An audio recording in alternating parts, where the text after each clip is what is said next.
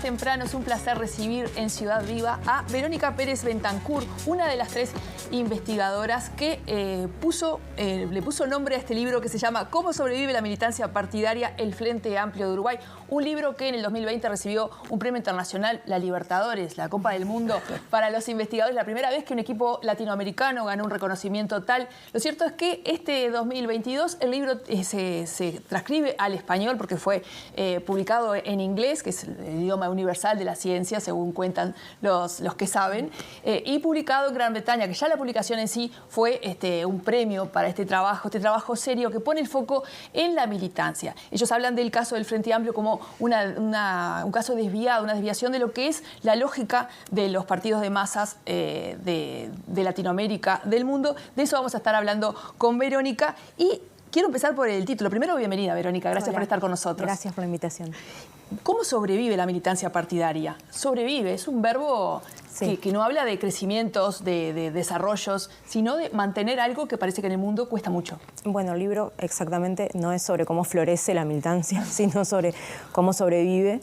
Y el libro en realidad se inserta en una discusión más amplia sobre cómo cambian las organizaciones partidarias, entendiendo que en el mundo han habido como 2 grandes momentos de cambio, ¿no?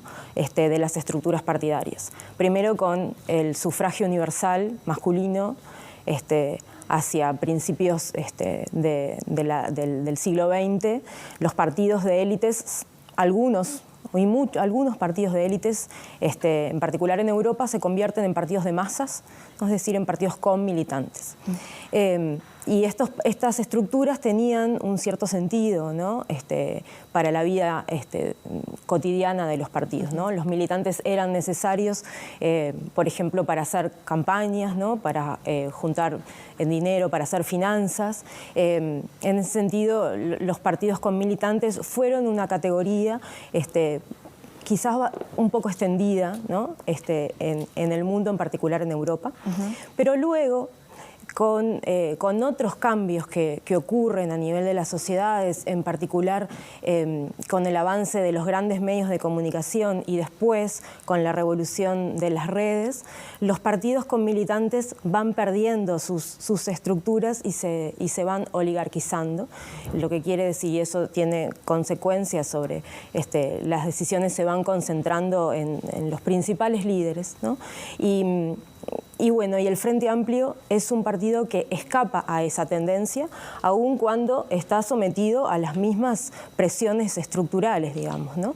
Entonces, por eso estudiamos el Frente Amplio como un caso desviado, porque es interesante contestar la pregunta de por qué sobrevive la militancia en ese partido y no sigue la tendencia de las otras estructuras. Claro. ¿Y qué es lo que hace por qué se da esa particularidad, que me imagino que fue el foco o la elección del Frente Amplio y su militancia como tema? Bueno, porque el Frente Amplio como partido de masas, además, tiene una característica particular que otros partidos de masas no necesariamente han tenido, que es que sus bases militantes integran todos los ámbitos de decisiones del partido y en particular los órganos principales de decisión, ¿sí? Entonces,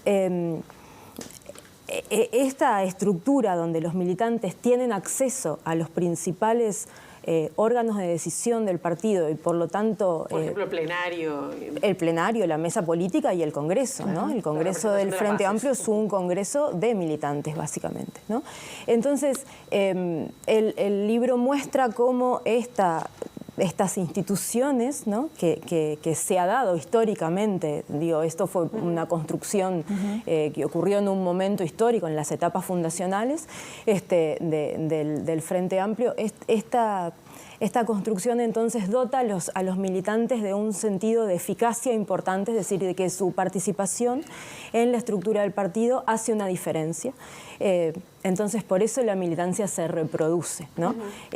Lo que no quiere decir que el Frente Amplio no haya perdido militantes, en sentido, ¿no? En números de militantes, ¿no? Pero no ha perdido la estructura de participación, que básicamente son los comités de base y la estructura de coordinación de los comités de base. El libro habla también de que esa estructura no está tan enfocada o no está enfocada en las figuras, en los candidatos, que es como la antitelevisión, vendría a ser la estructura que se enfoca en el último eslabón, sino en mantener esa participación, esa eficacia política y en el aspecto programático del partido. Y que eso ha tenido fortalezas a la propia estructura porque ha evitado que lo dominaran los liderazgos. Sí. Y claro, esa es una de las razones por la que la militancia sobrevive, ¿no? Por la que los comités de base sobreviven. Y es porque son un movimiento autónomo, ¿no? En el sentido de que no están cooptados por los líderes o los líderes no tienen absoluto control sobre, ni absoluto ni lo quiero relativizar, ¿no? No tienen control sobre las decisiones de las bases, ¿no? Sobre las posiciones políticas de las bases, y eso es porque las bases, ¿sí? El punto que decías tú, no participan en la selección de candidatos para la selección de candidatos internos, ¿no? Pero no participan en la selección de candidatos para los cargos de representación nacional, ¿no?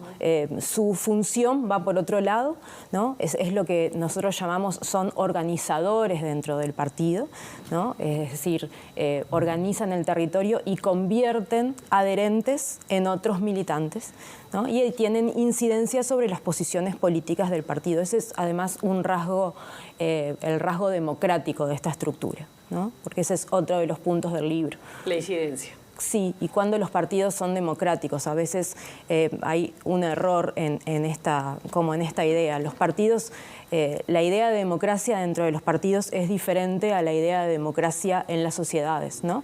En las sociedades entendemos que las democracias ocurren cuando se celebran elecciones, ¿no? Cada periodo determinado, y los ciudadanos participan en esas elecciones y no demasiado más, ¿no? En los partidos, en cambio, la democracia dentro de los partidos no debe ser entendida tanto de esa forma, sino como la participación sistemática de sus miembros en la toma de decisiones, ¿no? ¿Y qué pasa con el Frente Amplio? Estuvo 15 años en el gobierno. ¿De qué manera eso influyó en que haya un decaimiento o no de la militancia? Porque me imagino que eso debe haber afectado. Bueno, ¿o no? El libro mira esto en la larga duración, y hubo otros, claro, un momento de florecimiento, digamos, de la militancia dentro del Frente Amplio fue el momento fundacional, ¿no? Claro. Y después ha habido momentos de subas, ¿no? y bajadas, ¿no?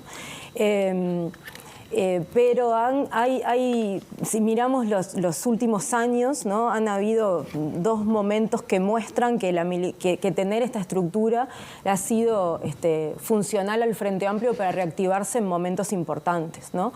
Como el voto a voto, el balotage en noviembre de 2019, y en particular la campaña de recolección de firmas para derogar la ley de urgente consideración. Y el banderazo, ¿no? El banderazo fue en lo de sí, fue antes, ¿no? Fue un movimiento en redes que sorprendió a la propia dirigencia. El banderazo capaz fue estuvo, antes. Sí, fue antes, pero capaz que estuvo como más relacionado al movimiento de redes del Frente Amplio, ¿no? Pero si miramos los eventos políticos de los últimos meses, de los últimos años, la estructura de base fue fundamental en la recolección de firmas para derogar la LUC, ¿no? Entonces, sí es cierto que, digamos, hay momentos de bajada y momentos de subida, pero lo importante para nosotros, desde el punto de vista teórico, ¿no? Es que esta estructura con estas características tiene consecuencias relevantes, tanto para la vida del partido como para y también para constreñir las posiciones políticas del partido, ¿no? En el sentido de que muchas veces ha sido relevante para mover las decisiones de política pública, no tanto moderar las decisiones, algunas decisiones relevantes del Frente Amplio. Claro. Ya tenemos pronto el contacto con Chile, pero antes quería preguntarte lo más corto que puedas, esto de que en un momento se manejó que los comités de base eran cosa del pasado, más allá de esa contundencia de que al otro día de la mala elección del Frente Amplio estaba lleno de militancia. Ustedes hablan de que es una clave, esta estructura de base es clave para la sobrevivencia de este partido.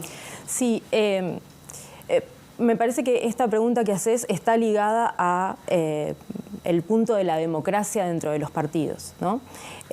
Porque acá hay un tema relevante, que es que los partidos son actores fundamentales para la democracia, pero escasamente practican la democracia a su interior, ¿no? Esta estructura es una forma, ¿no?, en la que un partido logra ser democrático, ¿no? Obviamente, podría haber maneras de mejorarla, ¿no? Pero la participación sistemática de los miembros del partido en las decisiones del partido es un aspecto central por la que este partido, sus decisiones no están en manos exclusivamente de la voluntad de los líderes, ¿no?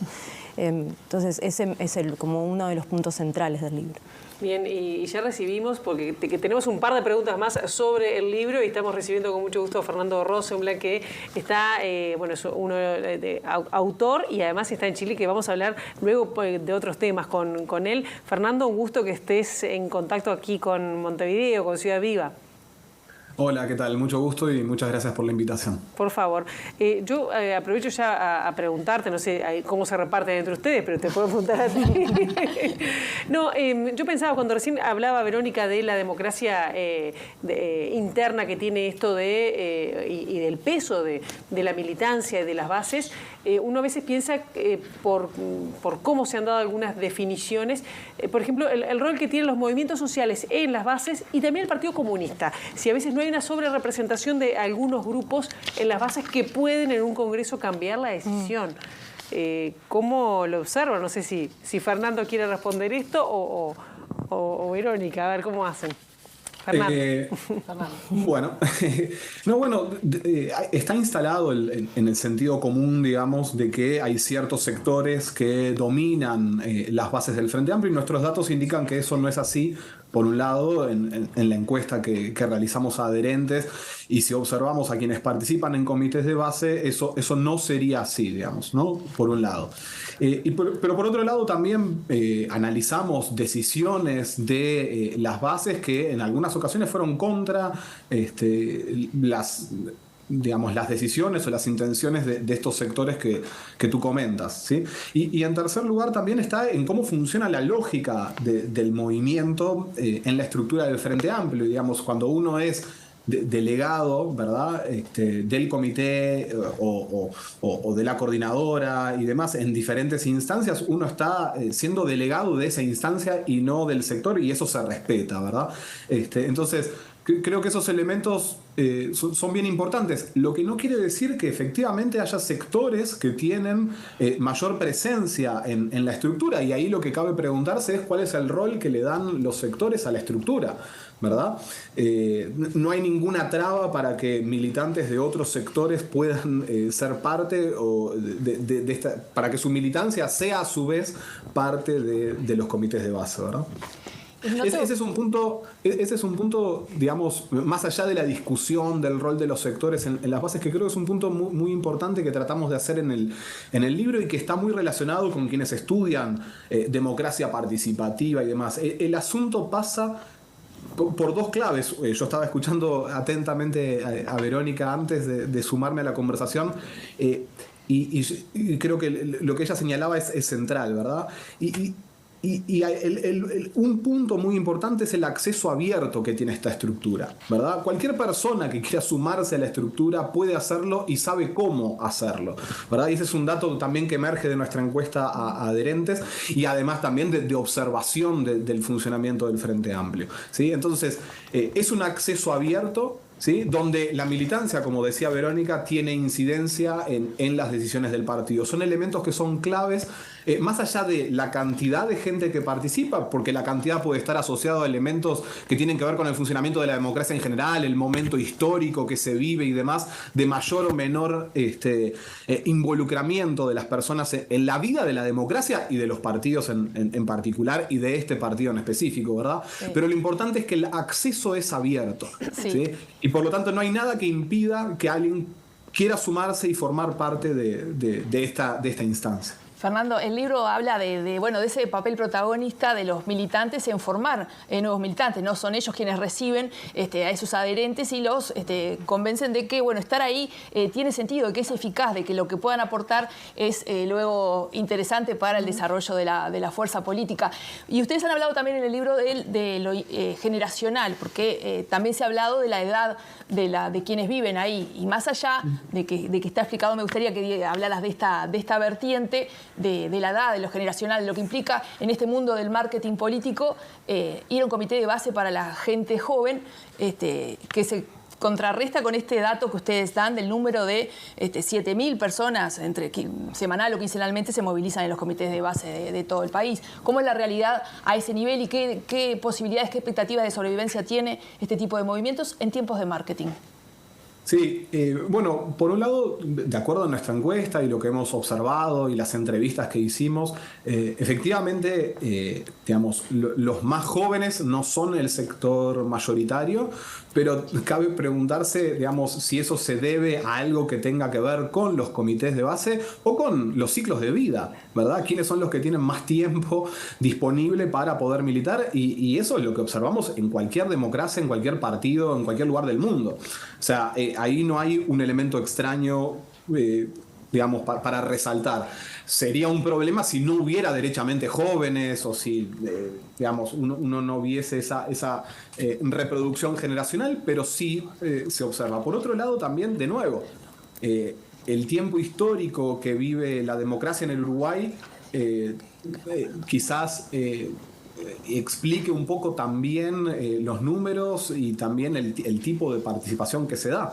Entonces no podemos atribuir que esto tiene que ver con un momento de la historia y que nunca más volveremos a ver militancia al nivel que se vio en el año 71 en los comités de base, por ejemplo. No lo sabemos, ¿verdad? La historia no necesariamente es lineal y va hacia un lado. Pero claramente participar en un momento de polarización política, de riesgo de la democracia y demás, como el que se vivía a inicios de la década del 70, es muy diferente que participar en política en momentos de una democracia consolidada o incluso cuando se está ocupando el gobierno, ¿no? Como eran los casos de los 15 años del gobierno del Frente Amplio. Lo que sí vemos es una estructura que funciona, que está abierta, que no es nominal, que hay gente participando, que son esa cantidad que tú señalabas, y que va variando.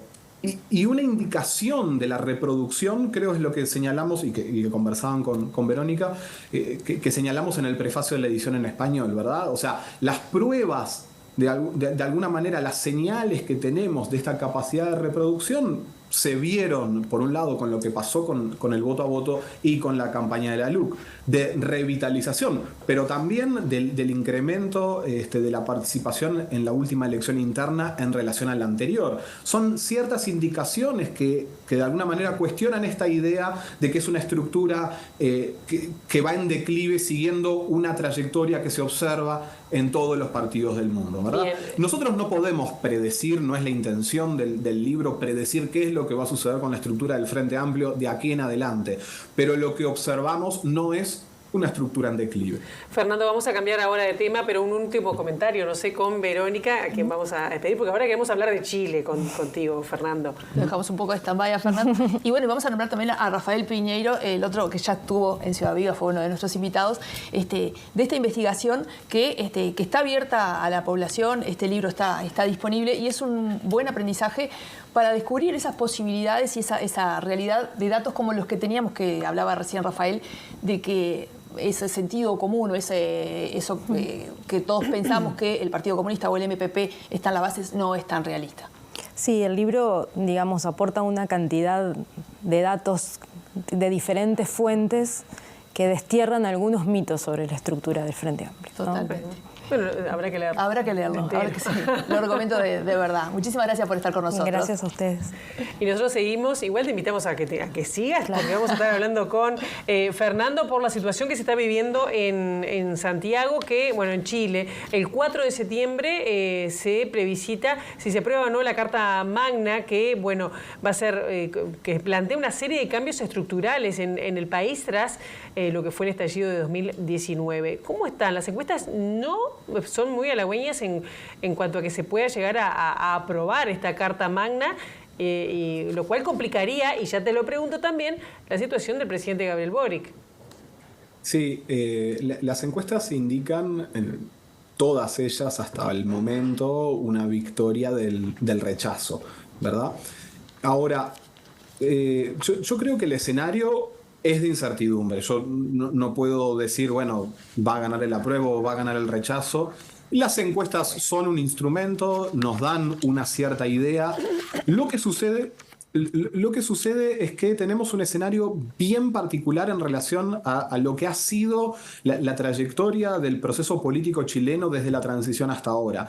Tenemos por primera vez la combinación de dos elementos, que es inscripción automática, es decir, cualquier persona que tenga 18 años o más va a votar, ¿sí? Y voto obligatorio.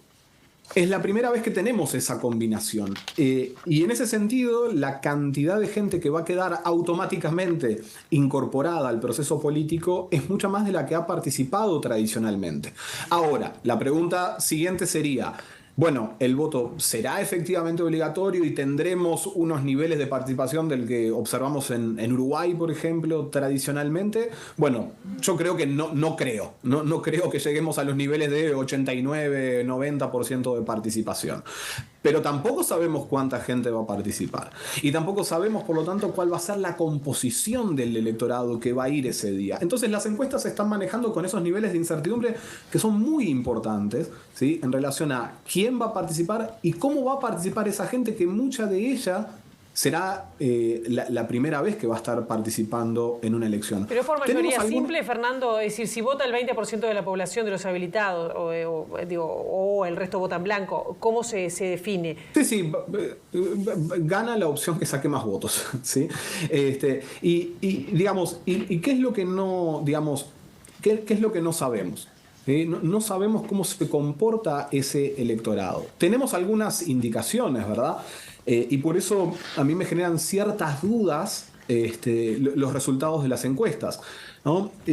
Porque en las elecciones en las que tuvimos mayores niveles de participación o niveles un poco superiores a los que nos tuvo acostumbrado Chile en los últimos años, participación, por ejemplo, en la elección de Gabriel Boric en segunda vuelta o en el plebiscito de entrada al proceso constituyente, ahí teníamos que mayores niveles de participación y sobre todo en sectores populares, ¿sí?, se expresaban muy mayoritariamente a favor de opciones apoyadas por la izquierda o por la centroizquierda. Me refiero al apruebo, sí, en su momento, o a Gabriel Boric para la elección presidencial. Pero entonces, uno debiese esperar, y la teoría también respalda eso, que mayores niveles de participación, si nos acercamos a niveles de participación como los que tuvimos en la segunda vuelta presidencial o en el plebiscito de entrada, ¿sí?, debiesen llevar a una victoria del apruebo. Pero de nuevo, todo esto en condicional, ¿no? Sí. Realmente no podemos saberlo, ¿no? Seguimos con el condicional, Fernando, y con esa palabra que repetiste tanto, incertidumbre. ¿Qué pasa si gana el rechazo? ¿Cómo queda? ¿Qué podemos esperar desde el punto de vista del análisis político con la figura, por ejemplo, del presidente? Sí, hay una asociación muy fuerte, más allá de que el gobierno, digamos, está claro que el gobierno está por el apruebo, más allá de que no puede hacer campaña y demás, simplemente por su opción política y por cómo se han manifestado a lo largo de todo este proceso, nadie puede dudar que el gobierno está con el apruebo, y por lo tanto una derrota del apruebo sería un golpe para el gobierno, por un lado, y por otro lado también el gobierno en algún sentido está expectante de esta reforma, porque muchas de las reformas estructurales que se plantea están muy asociadas a las posibilidades que daría la nueva Constitución, ¿verdad? Entonces también habría que ver cómo impactaría sobre el plan de reformas estructurales que plantea el gobierno de Gabriel Boric. Ahora, ¿cómo seguiría el proceso político en adelante? También es una gran incertidumbre, ¿verdad? Es decir, hay un consenso, incluso entre sectores de la centro-derecha, en que claramente, digamos, hay que ir hacia una nueva constitución. El problema es qué sucedería, cómo se haría eso y quién lo llevaría adelante, ¿verdad? ¿Y qué pasa, por ejemplo, si no se aprueba, Fernando? Porque estoy pensando, para respuestas breves, porque tenemos que ir redondeando. Si no se aprueba, ¿no? Acá estamos preguntando con Tania si se aprueba. Pero si no se aprueba, ¿qué pasa? ¿Vuelven las protestas que dieron origen a esto en el 2019, a este gran proceso de cambio? ¿Cuál será la agenda, además del presidente Boric? 30 segundos, no sé si te dará. Sí, creo que lo podemos resumir muy fácil, no sabemos. Pero sin ánimo de eludir la pregunta, es que realmente no sabemos. Yo, si tuviese que apostar, digamos, no creo que vayamos a un escenario de estallido social como el que vivimos en octubre de 2019. Pero sí entraríamos en una fase de profunda incertidumbre respecto de cómo sigue el proceso político, ¿verdad? Lo que no quiere decir que si gana el apruebo, digamos, todo será sencillo. También habrá que transformar esa constitución, esas normas en leyes después, ¿verdad? Y para eso se necesitan mayorías. Por lo tanto, también hay un escenario que es bien, digamos, interesante y complejo. El asunto es que el camino a través del apruebo parece ser un poco más claro que si gana el rechazo en un contexto en el que la muy amplia mayoría estaba por el apruebo en el plebiscito de entrada, y por otro lado en que hay un consenso claro de que hay que cambiar la Constitución. Bien, estaremos expectantes entonces a ver qué es lo que pasa el 4 de septiembre. Fernando, muchísimas gracias por estos minutos para Ciudad Viva. Te estaremos molestando nuevamente. Muchas gracias por la invitación. Chao. Chao. Bien, ¿y ahora hacemos una pausa? Sí, me encantó lo de molestarlo nuevamente porque realmente muy edificante, muy didácticos los investigadores. Sí, cómo no.